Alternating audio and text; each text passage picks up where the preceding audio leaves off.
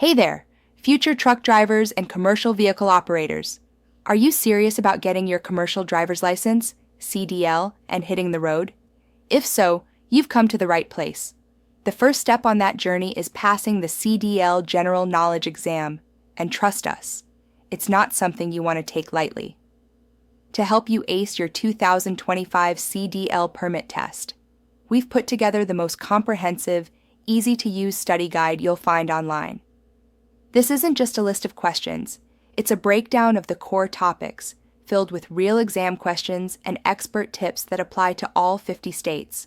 So, grab a coffee, get comfortable, and let's get you that CDL. Part 1.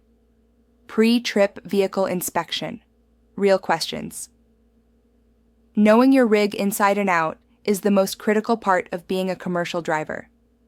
The pre-trip vehicle inspection section of your test proves you understand that safety comes first. Tip for this section: don't just memorize the list of things to check. Understand why you're checking each component and what a defect looks like. The examiner wants to see a systematic, thorough inspection. Q1. What is the most important reason for doing a pre-trip inspection? Answer: safety for yourself and other road users. This is always paramount. Q2. How often should you inspect your vehicle's tires, and why? Answer: every 2 hours or every 100 miles, especially when driving in hot weather. Tires are crucial for preventing breakdowns and ensuring safety. Q3. What should you check the engine compartment belts for during a pre-trip inspection? Answer: look for snugness, cracks, or frays. This includes the power steering belt, water pump belt, alternator belt, and air compressor belt. Q4. What is the minimum tread depth for front tires on a commercial vehicle? Answer: 4/32 inch. Q5. What is the minimum tread depth for all other tires, non-front, on a commercial vehicle? Answer: 2/32 inch. Q6. When checking lug nuts, what are you looking for? Answer: they should be tight and you should check for rust streaks or shiny spots which indicate looseness. Q7. What are the 3 types of emergency equipment you must carry in your commercial vehicle? Answer: spare fuses, unless you have circuit breakers, 3 red reflective triangles, and a properly charged fire extinguisher. Q8. What should you check for when inspecting the steering system? Answer: look for play in the steering wheel, no more than 10 degrees or about 2 inches on a 20-inch wheel, a proper power steering fluid level, and the condition of all steering linkage parts. Q9. How do you test hydraulic brakes for leaks? Answer: pump the brake pedal 3 times, apply firm pressure, and hold for 5 seconds. The pedal should not move. Q10. Why should you put the starter switch key in your pocket during a pre-trip inspection? Answer: to ensure no one moves the vehicle while you are inspecting it, preventing a serious injury. Part 2. Driving safely. Next up, let's talk about driving safely. This is where you demonstrate your understanding of fundamental driving practices that keep you, your cargo, and everyone else safe on the road. Tip for this section: think defensively. Always consider the worst-case scenario and how to prevent it. Focus on space management, speed control, and communicating with other drivers. Question 26. How far ahead should a driver look while driving a commercial vehicle on the highway? Answer: 12 to 15 seconds. This allows enough time to identify hazards and react safely. Question 27. What are the 3 things that add up to total stopping distance? Answer: perception distance plus reaction distance plus braking distance. Question 28. If you double your speed, how much more distance does it take to stop? Answer: 4 times the distance. Question 29. What is hydroplaning, and how do you recover from it? Answer: hydroplaning occurs when your tires lose contact with the road due to a layer of water. To recover, release the accelerator and push in the clutch, if manual, to allow the vehicle to slow down and regain traction. Do not brake or steer sharply. Question 30. What is black ice and why is it dangerous? Answer: Black ice is a thin layer of ice that is clear, making it very difficult to see. It is dangerous because it provides almost no traction, often catching drivers by surprise. Question 31. When driving at night, how far ahead should your headlights allow you to see? Answer. You should keep your speed low enough that you can stop within the range of your headlights. Question 32. When approaching a railroad crossing with a slow-moving vehicle sign, what should you do? Answer. Be prepared to stop if the nature of your cargo or state law requires it. Always check for trains before crossing. Question 33. What is off-tracking? Answer. Off-tracking is when the rear wheels of a vehicle follow a different path than the front wheels, especially on turns.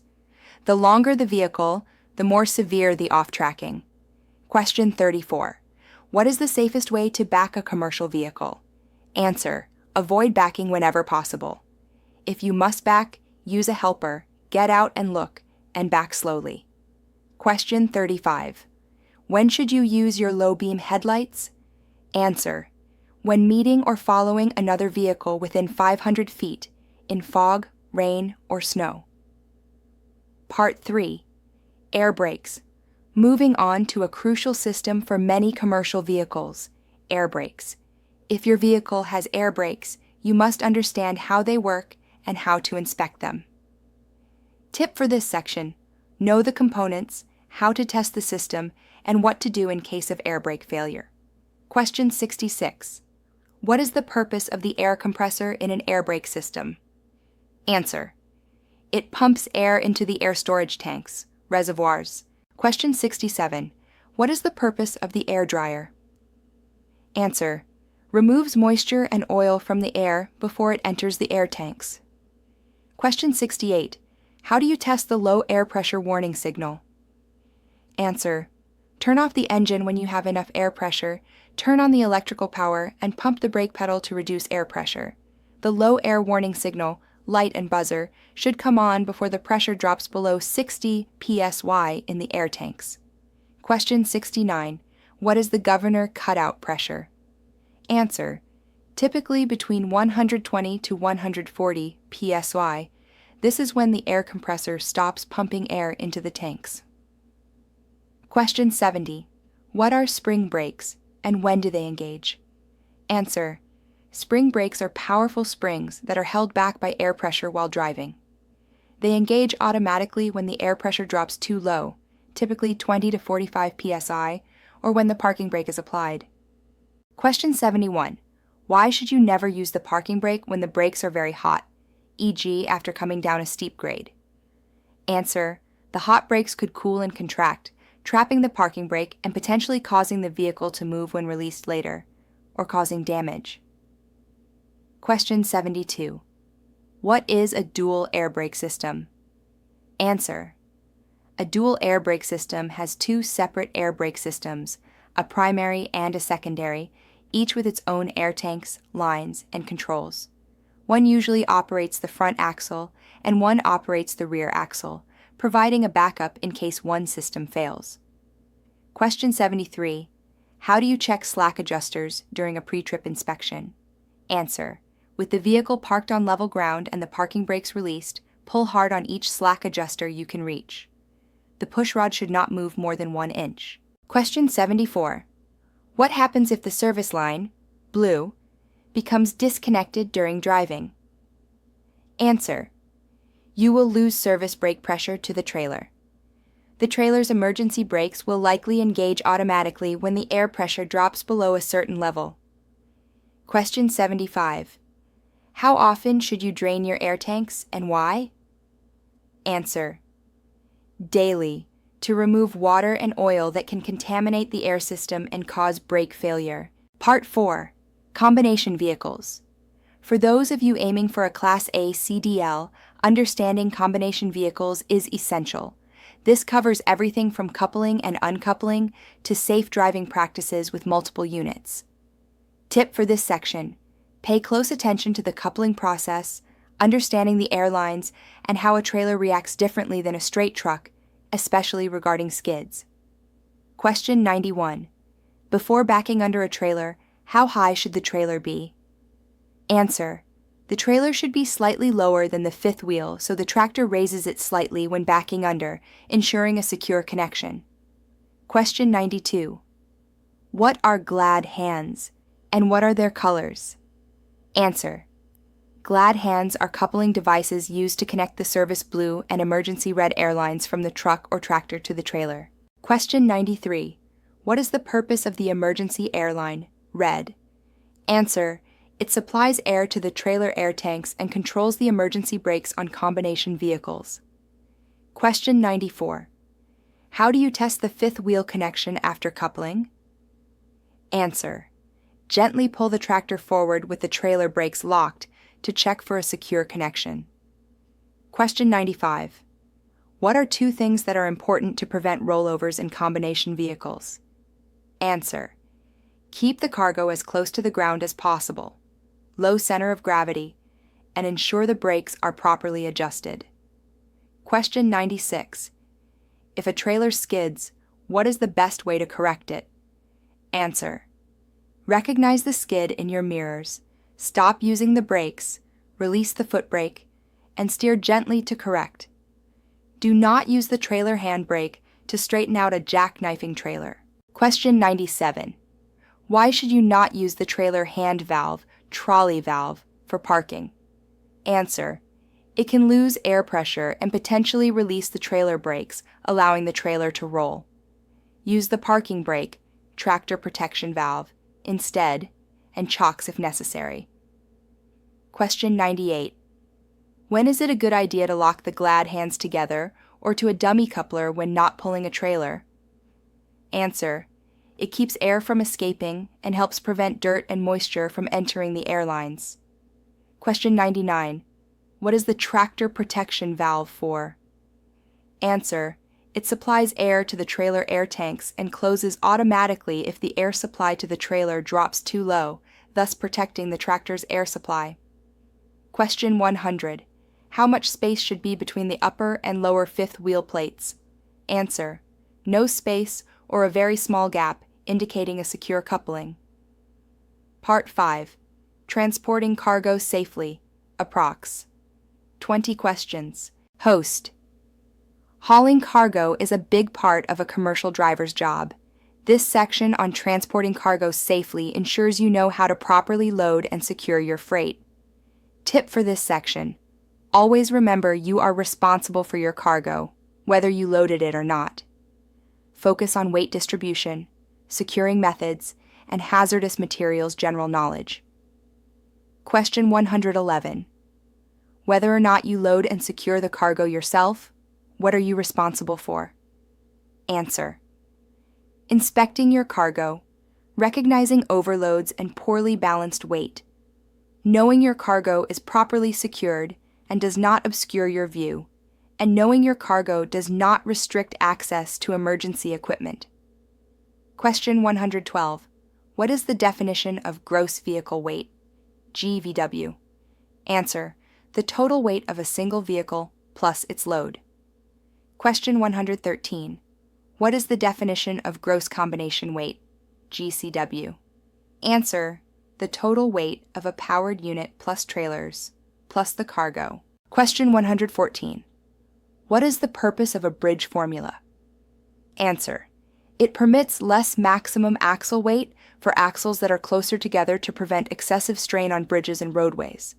Question 115. How many tie-downs should cargo have, regardless of size? Answer: at least 2 tie-downs. Additionally, there should be at least 1 tie-down for every 10 feet of cargo. Question 116. What is blocking and how is it used? Answer: blocking is used in the front, back, and/or sides of a piece of cargo to keep it from sliding. It's shaped to fit snugly against cargo and secured to the cargo deck. Question 117.